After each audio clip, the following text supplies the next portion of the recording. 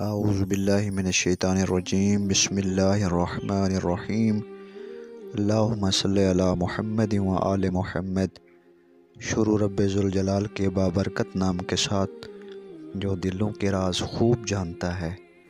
السلام علیکم ویورز، میں آپ سب کو اپنے یوٹیوب چینل وظائف الاعمال میں خوش آمدید کہتا ہوں اور امید کرتا ہوں کہ آپ سب خیریت سے ہوں گے۔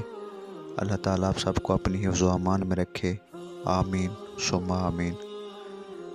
امام محمد باقر علیہ السلام نے فرمایا، اپنی نماز کو معمولی نہ سمجھنا، کیونکہ نبی کریم صلی اللہ علیہ وآلہ وسلم نے اپنی وفات کے وقت فرمایا تھا کہ وہ شخص مجھ سے نہیں ہے جو اپنی نماز کو حقیر سمجھے، وہ شخص مجھ سے نہیں ہے جو نشہ آور چیز پیے، خدا کی قسم وہ حوض کوثر پر میرے پاس کبھی نہیں پہنچے گا جو نماز کو معمولی سمجھتا ہے۔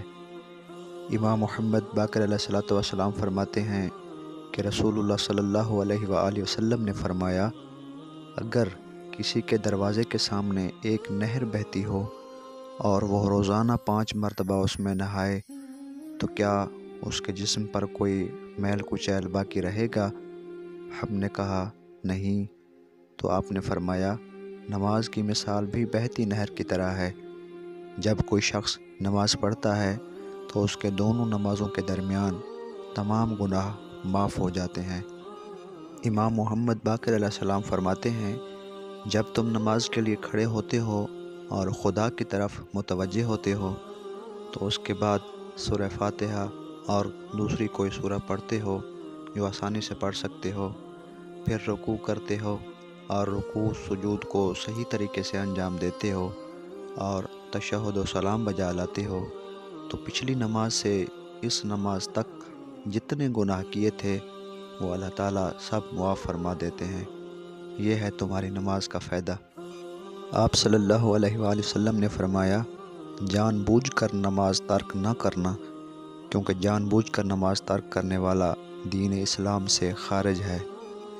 وضو کرنے کے بعد جب آپ مصلی پہ کھڑے ہوں تو قبلہ رخ ہو کر تکبیرۃ الاحرام کہیں۔